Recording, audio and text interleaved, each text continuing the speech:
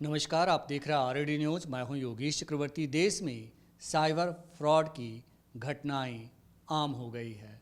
पलक झपकते ही आपके अकाउंट से कब करोड़ों रुपया गायब हो जाए, आपके परिश्रम की गाढ़ी कमाई कब साइबर ठग उड़ा ले जाएं, कोई नहीं जानता। आप पलक झपकते ही कंगाल हो जाते हैं और इसके शिकार हर कोई हो रहा है, चाहे वो अधिकारी हो, कर्मचारी हो या फिर आम लोग हों। कोई इससे अछूता नहीं। साइबर ठग किसी को नहीं छोड़ रहे, बल्कि बड़े बड़े अधिकारियों को तो और ज़्यादा टारगेट कर रहे हैं। ऐसे ही साइबर फ्रॉड के शिकार हुए हमारे साथ मौजूद हैं एक शख्स।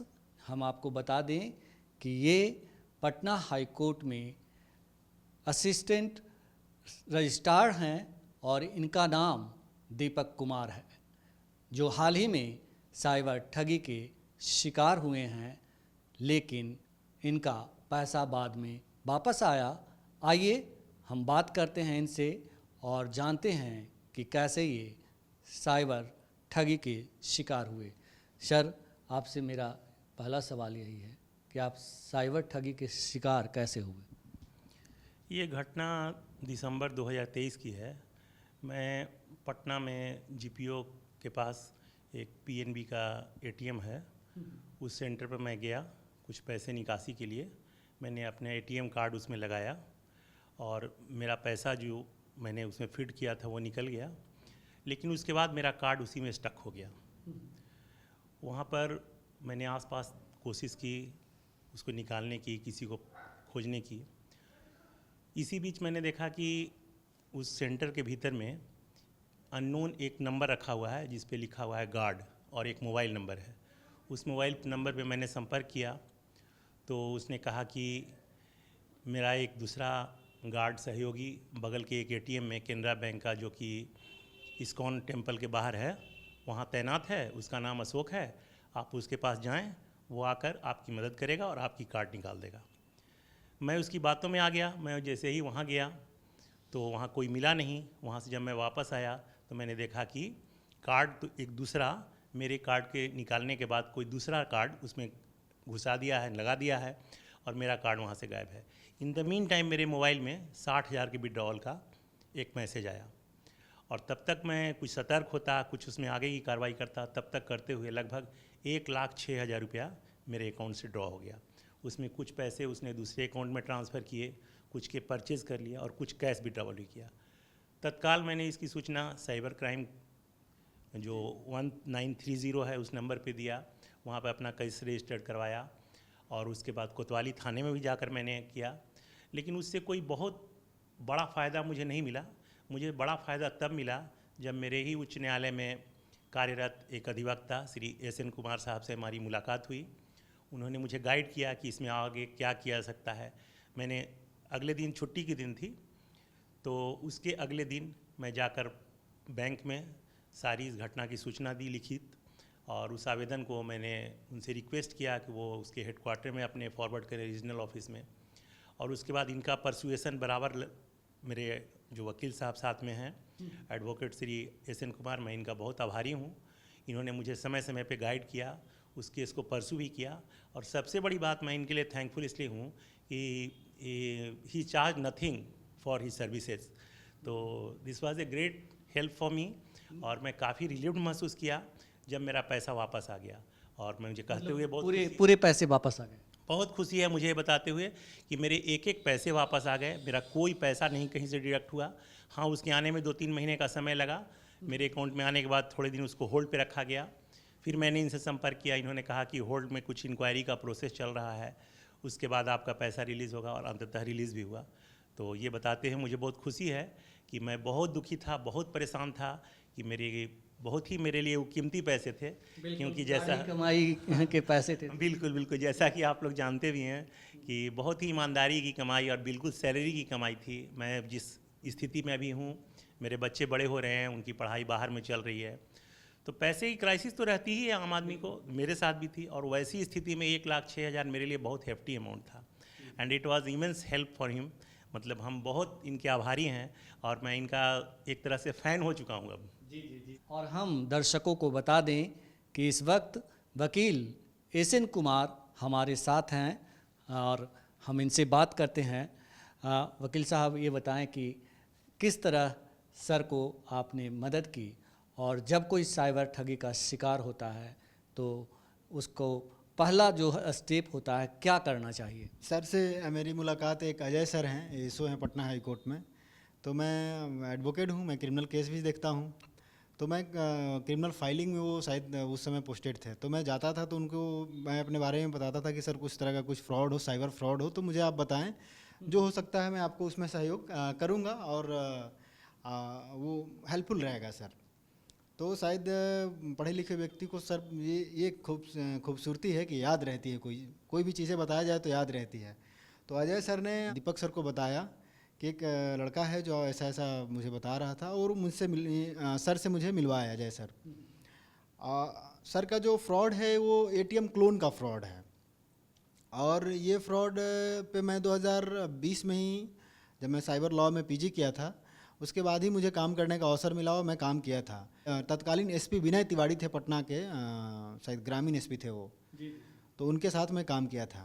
वो मुझे डायरेक्टली नहीं जानते थे, लेकिन जो उनके प्रमोटी एक डीएसपी थे अजय, वो मुझे जानते थे। जब मनेर में साइबर फ्रॉड में एटीएम क्लोन का मामला हो रहा था, तो मैं इसके बारे में पढ़ा, समझा और सीखा, और कैसे इसको सॉल्व करना है, मैं इन सभी चीज़ों पे बहुत डीप रिसर्च किया। तो मुझे पता चला कि जो इस टाइप का फ्रॉड है, जो एटीएम फ्रॉड होता है, जैसे एटीएम फंस गया, क्लोन हो गया, तो क्लोन में कस्टमर होते हैं, जो कंज्यूमर होते हैं, वो लाइबल नहीं होते हैं। क्लोन थर्ड पार्टी प्रोटेक्शन के दायरे में आता है। सेविंग या कॉमर्शियल अकाउंट होते हैं, उसका एक इंश्योरेंस बैंक के द्वारा कराया जाता है। वह निर्भर करता है कि इंश्योरेंस का राशि क्या होगा, वह ट्रांजैक्शन और सेविंग अमाउंट पे तय होता है, कितने आपके अकाउंट में बराबर पैसे रहते हैं, और क्या ट्रांजैक्शन शेड्यूल है आपका, उसके हिसाब से वो एक इंश्योरेंस करा रखे होते हैं। और वो जब थर्ड पार्टी प्रोटेक्शन के दायरे में वो हम लोग क्लेम करते हैं, तो वही इंश्योरेंस का पैसा उनको देना पड़ता है अंततः। तो इसके लिए बहुत पढ़े लिखे व्यक्ति भी इस बारे में नहीं जानते हैं कि इस क्लेम को हम कैसे इंट्रोड्यूस करें।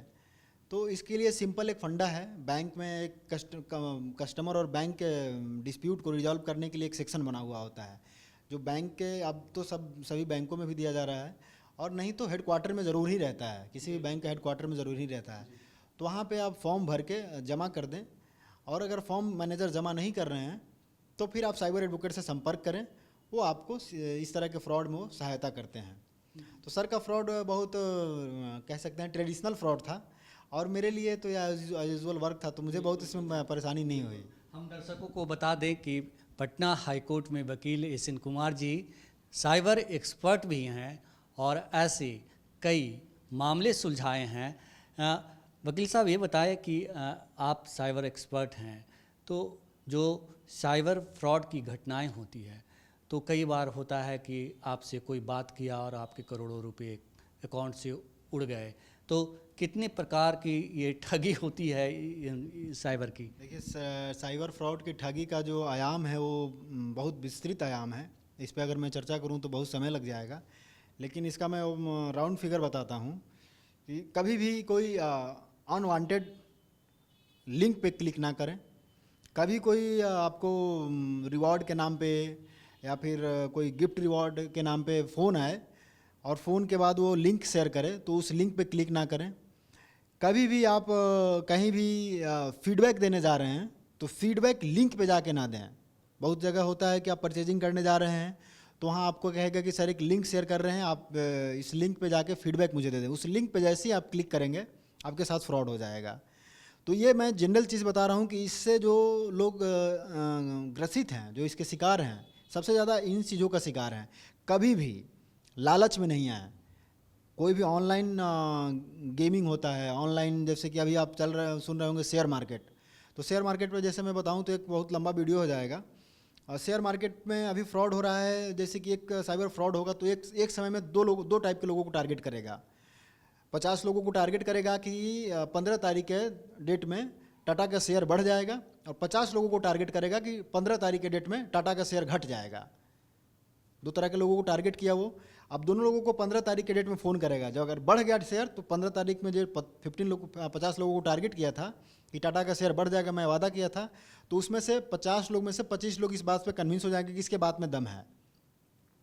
तो फिर वो क्या करेगा, एक ग्रुप क्रिएट करके और इन्वेस्टमेंट के नाम पे उनसे पैसा लेता है, जो टेलीग्राम फ्रॉड के नाम से भी जाना जा रहा है। बिल्कुल, जी जी जी। हमारे साथ दीपक कुमार सर भी हैं, पटना हाई कोर्ट में असिस्टेंट रजिस्ट्रार हैं। सर, आपके साथ फ्रॉड हुआ, इस फ्रॉड से आपने क्या सीखा और अब कितना सतर्क रहते हैं आप? जैसा कि अभी हमारे लर्नर एडवोकेट भी बता रहे थे, सबसे पहली बात तो है कि सजग रहें, जागरूक रहें, जो अमिताभ बच्चन भी बराबर बताते रहते हैं। सबसे पहली बात है कि अवेयर रहें, और अवेयर रहने में सबसे जो मुख्य बात ध्यान रखनी है वो लालच में कभी नहीं आना है। तो मेरा फ्रॉड तो एक ट्रेडिशनल फ्रॉड था, जैसा कि उन्होंने बताया भी। पहली बार मुझे वो ज्ञात हुआ, आज तो न्यूज़पेपर में एवरीडे मेरे तरह के फ्रॉड का न्यूज़ आते रहता है। उसके बाद भी लोग सजग नहीं रहते। दुर्भाग्य की बात है कि वहाँ एटीएम फंस जाना, फिर उसमें से दूसरे नंबर को कॉल करने के लिए कहना, और आपका क्लोन चेंज हो जाना, आपका एटीएम चेंज हो जाना, ये बहुत ही ट्रेडिशनल है। लेकिन जो रीसेंट डेवलपमेंट्स अभी बता रहे हैं एडवोकेट साहब, वो बहुत ही इंपॉर्टेंट है। तो सबसे बड़ी चीज़ जो हमने सीखी कि पहला चीज़ तो कि किसी फ्रॉड को आप पकड़ने के लिए आप यही समझिए कि वो लालच दे रहा है या नहीं। अगर उससे आपको अनवांटेड लाभ नज़र आ रहा है तो आप समझ लें कि वो फ्रॉड है। और जहाँ तक मेरी ही बात है तो उसमें आप सजग रहें, सचेत रहें कि आसपास कोई लोग आपके पिन को ना देख रहे हों। और अगर मेरी तरह किसी का फ्रॉड का वहाँ पर एटीएम फंस जाए तो एटीएम को छोड़कर किसी कीमत पर ना जाएं। आप अपने फ्रेंड्स को कॉल करें, पुलिस को कॉल करें। आप एटीएम पर तब तक वेट करें जब तक कोई आ ना जाए, उसका शटर गिरा दें, लेकिन अपने एटीएम कार्ड को वहाँ कभी भी ना छोड़ें। जी जी जी। तो हम साइबर फ्रॉड की ऐसी ही केस स्टडी के साथ आपके सामने फिर हाजिर होंगे नई केस स्टडी के साथ। तब तक हमें दीजिए इजाज़त। धन्यवाद।